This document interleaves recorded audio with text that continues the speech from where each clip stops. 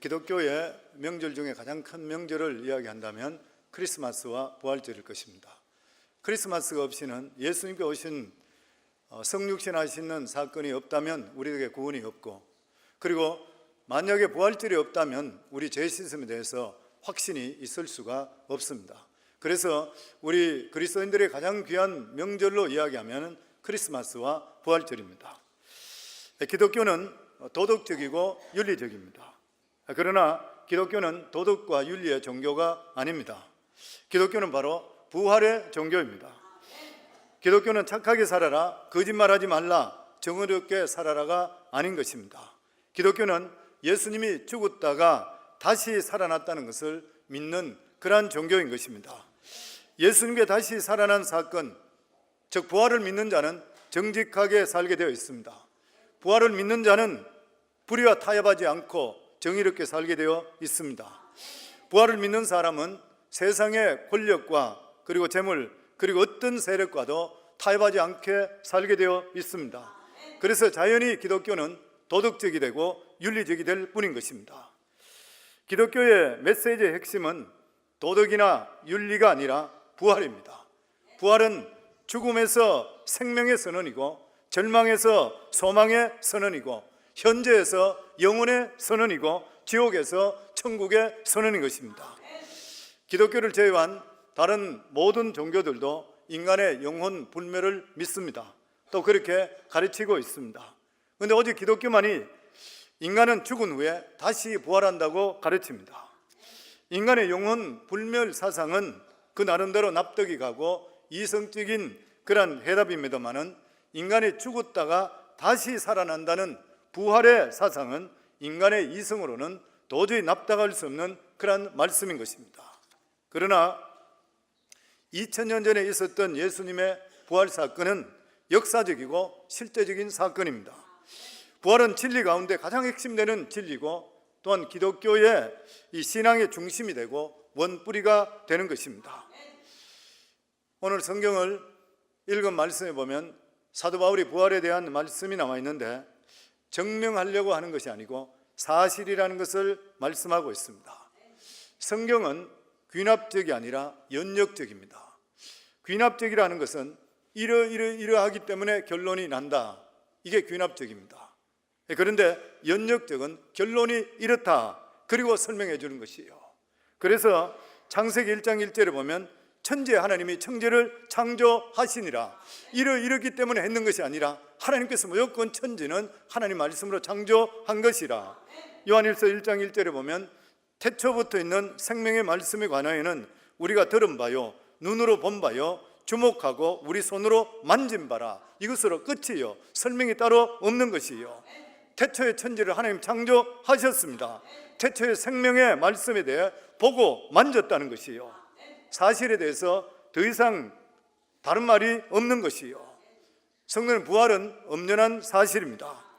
사실에 대해서는 믿거나 말거나 그것은 본인의 마음인 것이요, 구차한 설명이 필요 없는 것입니다.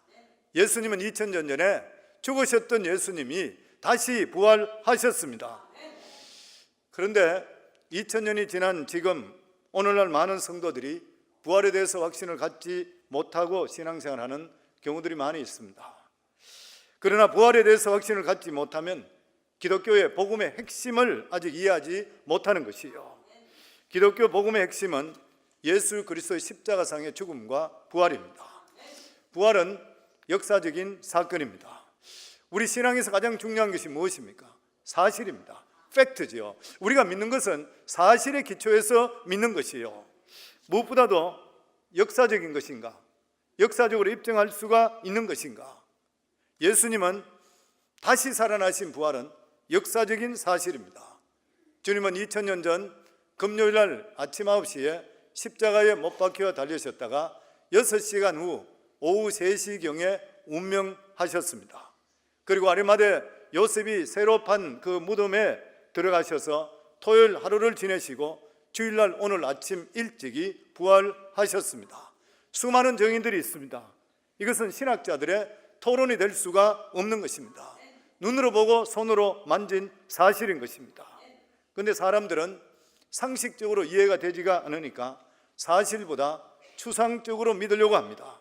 오늘 본문에 보면 예수님의 죽으심과 부활하심을 직접적으로 목격했던 사도들에 의해서 교회가 세워질 때는 수많은 사람들이 모두 다가 부활신앙을 가지고 있었습니다.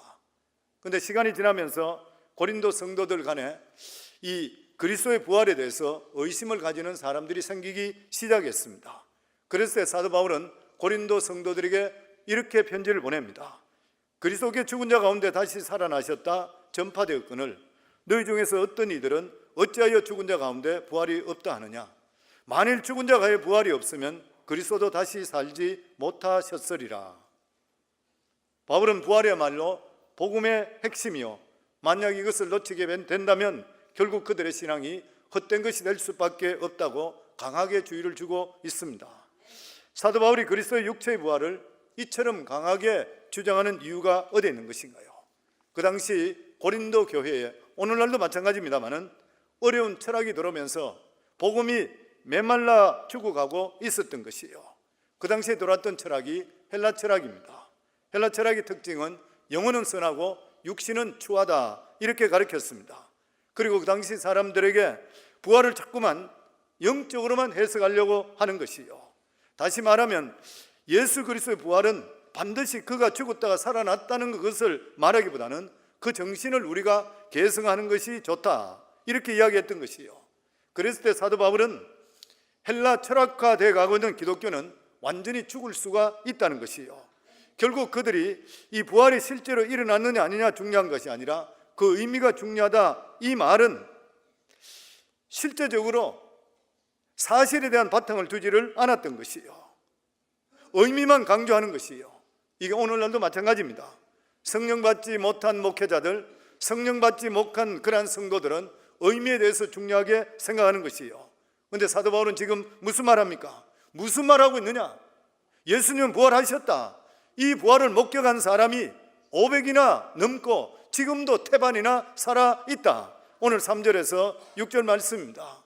내가 받은 것을 먼저 너에게 전하노니 이는 성경대로 그리스도께서 우리 죄를 위하여 죽으시고 장사 지낸 바 되셨다가 성경대로 삶 안에 다시 살아나사 게바에게 보이시고 후에 12 제자에게와 그 후에 500여 형제에게 일시에 보이셨나니 그 중에 지금까지 대다수는 살아있고 어떤 사람은 잠들었으며. 지금 사도 바울은 오늘 이 말씀을 통해서 성경대로라고 두 번이나 강조하고 있습니다. 왜냐하면 만약 예수님께서 성경대로 부활하셨다면 성경의 모든 다른 진리도 모두 다 진실로 판명되기 때문인 것이에요. 지옥과 천국에 대한 진리라든지 예수 그리스도의 십자가의 사건 모든 것이 사실이라고 판명되고 증거되기 때문인 것입니다. 그러면서 이 부활에 대해서 자신도 증인이라 그랬습니다. 오늘 7절에 9절에 보면 그 후에 야고보에게 보이셨으며 그 후에는 모든 사도에게와 맨 나중에 만삭되지 못하여 난 자 같은 내게도 보이셨느니라.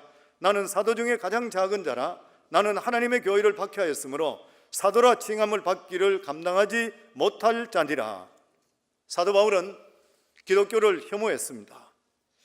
그는 유대에서는 나무에 달린 자마다 저주받은 자라 했기 때문에 예수 그리스도는 저주받아 죽었다, 그렇게 믿었어요. 그런데 이 예수 그리스도를 따르는 자들을 사교 집단이라 생각했던 것이에요. 그래서 이런 자들은 없애야 된다 생각해서 성경에 보면 사도 바울이 사람까지 죽였습니다. 예수 믿는 사람을. 그리고 다메섹에 예수 믿는 사람들이 많다는 그러한 소식을 듣고 대제사장의 공문을 가지고 사람을 잡으러 가기 위해서 다메섹으로 가다가 그 다메섹 도상에서 부활하신 예수 그리스도를 만나게 되는 것이요, 이것을 만남을 통해서 이 사도 바울의 인생은 완전히 변화되게 되었는 것입니다. 그래서 사도 바울이 만삭되지 못하고 난 나한테도 예수님이 나타나시고 부활하신 예수 그리스도를 만났다는 것이요, 그래서 율법학자에서 위대한 사도로 변화되는 역사가 이 부활 사건을 통해서 임했다고 하는 것이요. 야고보는 누굽니까? 예수님의 남동생입니다. 형제로 같이 살 때에 예수님께서 기사와 이적을 일으키고 죽은 자를 살리시는데도 불구하고 십자가에 못 박혀 죽는데도 불구하고 그들은 예수를 믿지 않았습니다. 그러나 부활하신 예수 그리스도를 실제로 눈으로 보고 나서 자기의 고집을 버렸습니다. 바로 예수 그리스도의 부활은 죽음이 끝이 아니라는 것을 보여주셨는 것이요, 사람이 죽음이 끝이라 그러면 못할 짓이 없는 것이요, 또 살기 싫으면 죽을 수도 있는 것이요. 그러나 중요한 것은 죽음 후가 분명히 있다고 하는 것이요. 사랑하는 성도님들, 죽고 나면 끝이 아니라 영원히 있는 줄 믿습니다. 주를 위해 살기를 주 이름으로 축원합니다. 하나님의 기뻐하는 삶을 살기를 주 이름으로 축원합니다. 성경에 나타난 한마디 한마디 말씀을 믿으시기를 주 이름으로 축원합니다. 현재를 바라보지 마시고 영혼을 바라보고 사시기를 주 이름으로 축원합니다. 만약 예수님의 부활이 없다면 어떻게 될 것인가? 만약 예수님의 부활이 없다면 복음은 거짓입니다. 복음 증거자 저 같은 자는 거짓물인 것입니다. 인간은 모두 다가 죄인입니다. 그래서 인간 스스로 자기 죄를 청산할 수가 없는 것이요.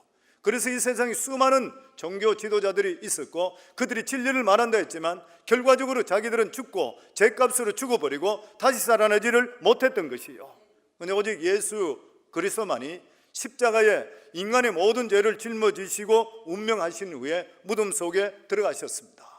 무덤의 감옥 속에 들어가셨다가 모든 인간의 죄값을 치르시고 마치 빚이 있는 사람이 채무를 가지고 있는 사람이 감옥에 들어갔다면 빚을 갚기 전까지는 감옥에 나올 수가 없는 것과 마찬가지로 예수님께서는 인간의 죄를 위해서 십자가의 모든 죄를 짊어지시고 무덤으로 들어가셨다가 하나님 앞에서 죄값을 다 치르침을 인정받음을 통해 죄값을 다 청산하신 것을 이 사실로 보여준 것이 부활로서 다시 살아나시는 것이요.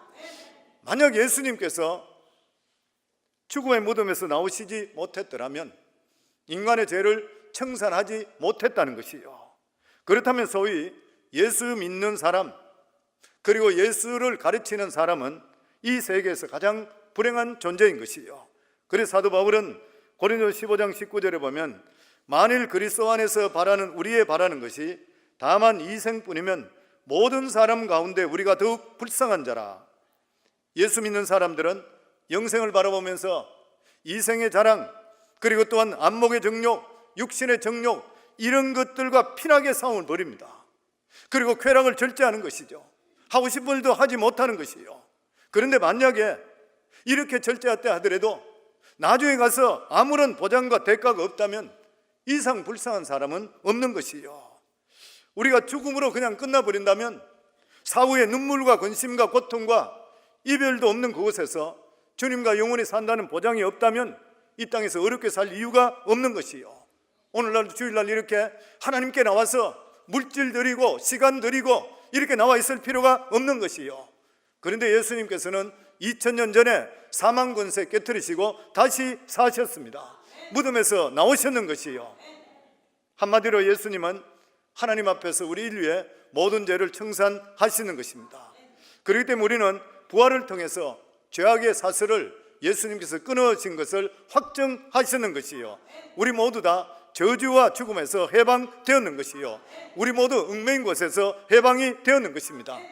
누가복음 4장 18절에도 주의 성령이 임할 때 예수님께서 포로된 자에게 자유를, 눌린 자에게 자유를 했습니다. 우리 인생들은 이 세상에 살아갈 때에 포로되지 않은 것 같지만 세상이 포로되어 있습니다. 물질에 포로되어 있지요. 욕심에 포로되어 있지요. 음욕에 포로되어 있지요. 이런 것에 포로되어 살아가는 것이요. 그리고 자기도 모르는 사이에 우상을 다 섬기고 살아가고 있습니다. 우상 안 섬기는 것지만 다 섬기게 되어 있습니다. 그리고 거기에 얽매여 있습니다. 저는 예수 믿기 전에는 우리 어머님이 불교를 믿었기 때문에 제가 어머니를 따라다니면서 절에 많이 다녔습니다. 그러면서 절에 다니는 분들 보니까 얽매여 살아요. 삼재니, 아홉순이, 온갖 숫자가 다 얽어매고 있어요. 밤에 자는데도 북쪽으로도 잘 못 자고 동쪽으로 어느 쪽으로 참 머리도 잘못 들고 자야 돼요. 이사를 하는데도 날짜를 꼭 꽂고 나서 이사 가야 돼요. 벽에 못도 함부로 못 쳐요. 근데 예수 믿고 나니까 얼마나 좋아요. 북쪽으로 자든 동쪽으로 자든 남쪽으로 자든 자고 싶은 대로 자면 돼요. 그냥 못이야 그냥 박힌 데 박으면 돼. 아무데나 박으면 돼. 날짜 고를 필요 어디 있어요. 좋은 날씨 이사 가면 돼. 성도님들, 우리가 예수 믿고 나면 정말 저주에서 풀어주고 억누름에서 풀어주는 거예요. 세상 사람들은 아니라 할지 모르지만 다 얽매여져 있어요. 우리는 이 세상에 살아갈 때 하나님만 두려워하며 살면 돼요. 다른 것들은 모두 다가 자기도 우리들에게 다 밥이에요.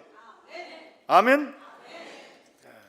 오늘 사랑하는 성도님들, 예수 안에 새로 태어나신 거 확실한가요? 부활을 정말 믿으시는가요? 그러면 성도님들이 세상에 가장 복된 존재예요. 사도 요한은 밤모섬이 유비됐을 때에 하나님의 성령이 요한을 부르십니다. 그래서 되돌아보니까 예수님께 서 계세요. 그리고 이렇게 말씀합니다. 계시록 1장 8절에 보면 곧 산자라 내가 전에 죽었었노라 볼지어다 이제 세세도록 살아 사망과 음부의 열쇠를 가졌노라. 곧 산자라 나는 살아있다. 전에 내가 십자가에 죽었다. 이제 세세도록 살아 사망과 음부의 열쇠를 가졌노라. 예수님은 실제로 죽어서 무덤에 들어갔다가 마귀로부터 사망과 음부의 열쇠를 빼앗은 것이에요. 그래서 우리들에게는 죽음이 없는 것이에요. 아멘. 그러면 우리가 의문이 있는 것이 부활하면 우리가 어떤 모습이 될 것인가? 죽어서 끝나버렸는데 부활한다 그러니까 부활하면 어떤 모습이 되는 것인가? 예수님 당시에 그 파중에서 사두개파가 있었습니다. 바리새파는 부활을 믿었지만 사두개파는 현실주의 사람들이라 그래서 그들은 부활을 믿지를 않았습니다. 그래서 예수님께 나와서 시비 걸기 위해서 묻습니다. 어느 동네에 7 형제가 있었습니다. 그런데 제일 큰 형이 결혼해서 얼마 살다가 후손을 두지 못하고 일찍 죽어버렸습니다. 그래서 유대 관습으로 동생이 형수에게 들어가서 후손을 놓도록 되어 있습니다. 그런데 둘째가 또다시 형수하고 같이 결혼했는데 둘째도 얼마 살지 못해서 일찍 죽어버렸습니다. 그렇게 하다 보니까 7 형제가 모두 다가 한 여자와 살다가 이 여자도 죽어버렸습니다. 그러면 부활할 때 어떻게 되겠습니까? 7 형제 중에 이 여인은 대간절 누구의 아내가 됩니까? 이렇게 물었던 것이요. 그러면서 사도계파는 부활이 정말 있게 된다면 7 형제 중에 누구 아내란 말입니까? 이런 혼란을 어떻게 할 것입니까? 그러니까 부활은 없습니다. 사실 이렇게 부활한다면 곤란을 당할 사람들이 많습니다. 사도계파가 질문한 것과 마찬가지로 재혼한 사람들은 부활하면 굉장히 골치 아픈 일이 생깁니다. 누구 부인이 될 것인가? 또 성형수술을 심하게 한 사람은 부활하면 곤란합니다. 예전 얼굴대로 부활할 것인가? 아니면 성형수술 전의 모습으로 부활할 것인가? 아니면 너무 늙어서 나이가 많아서 꼬부랑이 되어서 노인이 되어 죽게 되면 부활할 때 꼬부랑 노인으로 부활하게 될 때는 재미가 없는 것이에요. 더더욱이나 늙은이의 아버지는 젊어서 죽었으면 부활하게 되면 아버지는 젊은 사람이고 아들은 늙은 사람이 돼요. 어떤 엄마는 큰아들이 태어나자마자 죽었습니다. 그런데 동생은 커서 늙어서 죽는 것이에요. 그런데 부활하게 되니까 늙은 노인이 어린아이 보고 형님 불러야 돼요. 이 보통 어려운 일이 아닌 것이에요. 만약에 집에 불이 나서 불에 타서 죽었으면 부활할 때 불이 탔는 대로 그냥 태어나야 돼요. 이것에 대해서 예수님이 이렇게 대답합니다. 마가복음 12장 24절 25절에 보면 예수께서 이르시되 너희가 성경도 하나님의 능력도 알지 못함으로 오해함이 아니냐. 사람이 죽은 자 가운데서 살아날 때는 장가도 아니 가고 시집도 아니 가고 하늘에 있는 천사들과 같으니라. 예수님은 우리가 부활할 때에 우리 이 몸으로 부활하는 것이 아니라고 분명히 말씀합니다. 우리가 이 몸이 아니라 영원히 죽지 아니하고 병들지 아니하고 늙지 않는 새로운 육체로 다시 물려받게 된다는 것이에요. 부활은 성도님들 죽기 전의 상태를 말하는 것이 결코 아니에요. 죽기 전에 사람이 다시 살아나는 것, 이것은 소생이지 부활이 아닙니다. 부활이라는 것은 일단 죽었다가 하나님의 능력을 통해서 예수님과 같이 새로운 몸을 입는 것이에요. 그때는 시간과 공간의 제약을 받지를 않는 것이에요. 예수님께서도 부활하시고 나서 벽을 그냥 뚫고 지나가시잖아요. 이게 천사의 몸인 것이에요, 보면. 그리고 부활할 때는 늙은이도 완전한 어린이도 아닌 가장 청년의 모습으로 될 것이라 그렇게 생각해요. 예수님이 33세에 부활하셨으니까 남자들은 가장 멋진 33세 모습으로 기대가 되는 것 같아요. 우리 여성분들, 우리 권사님들 머리가 희지만 그때는 28청춘 아니면 38청춘으로 그렇게 부활을 하는 것이에요. 가장 아름다운 모습으로. 아멘 하는 분만 그래 될 줄 믿습니다. 저는 정말 그래 믿어요. 33살 때 제 모습이 굉장히 괜찮았을 것 같아요. 우리 장로님들 머리가 많이 빠지고 이런 분들도 그때는 머리숱도 좋고 얼마나 보기 좋을지 몰라요. 그런 모습으로 부활될 줄을 믿습니다. 그런데 더 놀라운 것은 믿음을 가진 사람이 지금 하나님 앞에 살아 있다는 것이에요. 예수님께서는 사두개인들에게 또다시 말씀합니다. 죽은 자가 살아난다는 것을 말할진대 너희가 모세의 책 중에 가시나무 뜰기에 관한 것을 하나님께서 모세에게 이르시되 나는 아브라함의 하나님이요 이삭의 하나님이요 야곱의 하나님이라 하신 말씀을 읽어보지 못했느냐. 예수님께서 하시는 말씀이 무엇입니까? 바로 하나님께서는 아브라함의 하나님, 이삭의 하나님, 야곱의 하나님은 죽은 자의 하나님이 아니라 산 자의 하나님이시라. 그래서 아브라함과 이삭과 야곱도 현재 하나님 앞에 살아서 역사하고 함께하고 있다고 하는 것이에요. 이 뜻은 뭐냐면은 누구든지 그리스도 안에 있는 자들은 하나님을 다 섬기고 있다는 것이에요. 단지 상태만 틀리는 것입니다. 그래서 우리들에게는 소망과 희망이 있는 것이에요. 아멘. 현재가 절대 끝이 아니라고 하는 것이에요. 부활은 우리들에게 늘 새로운 소망을 줍니다. 부활절이 봄입니다. 그런데 이 봄은 죽은 것들이 새롭게 태어나는 것이 바로 봄인 것이에요. 황량한 겨울에 들판에 새싹이 나고 푸른 잎이 다시 솟게 되고 눈이 와서 완전히 죽었던 것이, 완전히 메말랐던 것이 파릇파릇 새싹이 돋아나고 잎사귀가 돋아나는 것, 너무나도 신비한 것이에요. 부활도 똑같은 것입니다. 성경의 말씀에 보면은 우리들은 죽지 않고 살아있는 것이에요. 성경의 나사로의 죽음을 보시면은 나사로가 죽어 무덤에 들어간 지 나흘 됐을 때 썩은 냄새가 났다 그랬습니다. 나사로가 죽게 되었을 때 나사로만 죽은 것이 아니라 그 누이 두 사람 마르다와 마리아도 가슴에 죽은 것이에요. 이미 함께 살던 오빠가 죽어버렸으니까 자기들의 희망도 죽어버렸던 것이에요. 이 절망적인 상황에 예수님께서 오셔서 뭐라고 말씀했습니까? 나는 부활이요 생명이니 나를 믿는 자는 죽어도 살겠고 살아서 나를 믿는 자는 영원히 죽음을 보지 아니하리라. 그러면서 예수님께서는 나사로의 무덤 문을 열어놓으라 그랬습니다. 그리고 나사로야 나오라 했을 때에 죽은 지 나흘 만에 됐던 이 나사로가 수의를 입은 채로 살아서 무덤에서 나왔습니다. 나사로가 삶을 통해서 마르다와 마리아의 가슴 속에서도 좌절과 절망에서 무덤 문이 열리게 되었었고 희망과 즐거움이 오게 되어 있다고 하는 것이에요. 이게 주님께서 하시는 그런 일입니다. 그래서 주님께서 이 세상에 오셔 하신 일은 종교를 가져오신 것이 아니라는 것이에요. 율법을 가져오신 것도 아니라는 것이에요. 주님께 하신 일은 바로 생명을 가져오시는 것이에요. 그래서 예수님께서는 예수 그리스도를 믿음과 동시에 생명을 얻게 되고 풍성한 하나님의 은혜가 넘치게 되어 있다고 하는 것입니다. 주님께서는 이 세상에 오셔서 우리 죄를 먼저 용서해 주셨고 우리가 꿈 없이 희망 없이 살아가는 우리들에게 예수 그리스도 영이 함께하게 될 때에 소망과 꿈을 가지게 되어 있다고 하는 것이에요. 오늘도 사랑하는 귀한 성도님들, 예수 그리스도를 확실히 믿으시고 부활하신 그리스도를 믿으면 소망에서 희망으로, 절망에서 희망으로 바뀌게 되어 있는 것이에요. 나는 할 수 없지만 하나님은 할 수가 있으신 거예요. 아멘.